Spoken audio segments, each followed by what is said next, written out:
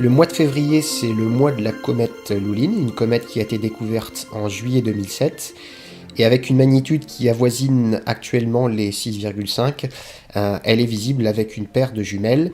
Et puis fin février, sa magnitude pourrait atteindre 5, donc ce qui la rendrait visible à l'œil nu dans un ciel bien noir, naturellement en campagne. Alors c'est pas encore une certitude car la prévision de la luminosité d'une comète est assez difficile, mais pour le moment elle se comporte à peu près comme attendu. Une autre particularité de cette comète est son déplacement rapide dans le ciel, donc pendant le mois de février elle transite de la constellation de la Balance à celle du Lion et va atteindre un déplacement maximum de 5 degrés par jour le 25. Compte tenu de sa localisation, on l'observera d'abord en deuxième partie de nuit et puis progressivement toute la nuit.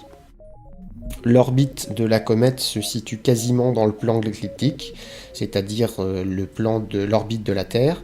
Donc pour le moment, elle s'approche de la Terre et elle en sera au plus près le 25 février à 0,41 unités astronomiques, c'est-à-dire 61 millions de kilomètres de la Terre. Donc c'est à ce moment-là que sa luminosité nous apparaîtra la plus importante. Alors comme c'est généralement le cas des comètes, elle présente deux queues, une queue de poussière qui suit plus ou moins la trajectoire de la comète et qui est légèrement courbée le long de son orbite. C'est une sorte d'éventail assez large mais plat. Et il y a ensuite une queue de gaz ionisé qui est expulsée à très grande vitesse sous l'effet du vent solaire. Et donc comme elle est liée au vent solaire, elle est toujours orientée dans la direction exactement opposée au Soleil. Donc ça c'est l'aspect de la comète vue de dessus en quelque sorte, mais comme elle se déplace dans le plan de l'écliptique, depuis la Terre on la voit en quelque sorte par la tranche, et par un effet de perspective, on a l'impression qu'il y a une queue de chaque côté de la comète. Donc voilà ce que ça donne sur une image réelle. Pour observer la comète, il suffit donc d'avoir une paire de jumelles. Donc le 10 février, la comète est entre la Balance et la Vierge. Cette région du ciel est visible qu'en deuxième partie de nuit et reste basse sur l'horizon. Donc vers 6 h du matin, la comète atteint les 25 degrés de hauteur. Il vaut mieux commencer à l'observer plus tôt car elle se fera progressivement manger par les lueurs de l'aube. En plus, c'est la période de la pleine lune et donc comme la lune se trouve dans le Lion, pas très loin, cette région du ciel est très lumineuse. Les conditions seront donc pas vraiment bonnes à ce moment-là pour observer la comète. Elles vont l'être davantage intéressantes plus tard vers le 20. Donc arrivée dans le milieu de la Vierge, la comète sera plus haute sur l'horizon, la lune sera plus gênante. À minuit, elle sera déjà à 20 degrés au-dessus de l'horizon.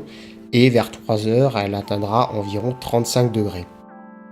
À cette date, elle devrait arriver à la magnitude 6, voire moins, pour les prévisions les plus optimistes. Ensuite, la comète va atteindre le Lion, et nuit après nuit, elle va se lever de plus en plus tôt et sera de plus en plus haute dans le ciel. À la fin du mois, elle sera observable toute la nuit et atteindra 50 degrés de hauteur. Le 28, sa luminosité aura commencé à baisser, après le maximum qui sera atteint le 24.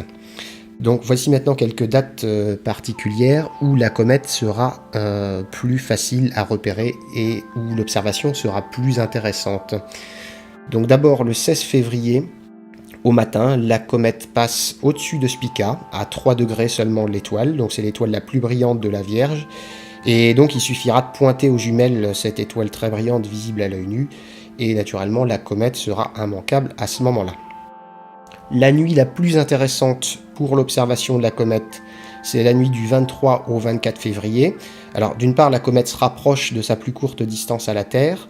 Il est donc possible, selon les prévisions les plus optimistes, qu'elle soit visible à l'œil nu à condition d'être dans un ciel non pollué par les éclairages urbains. Et en plus de ça, la comète passera tout proche de Saturne, à 2 degrés seulement. On pourra alors essayer d'avoir les deux astres dans le même champ d'un instrument.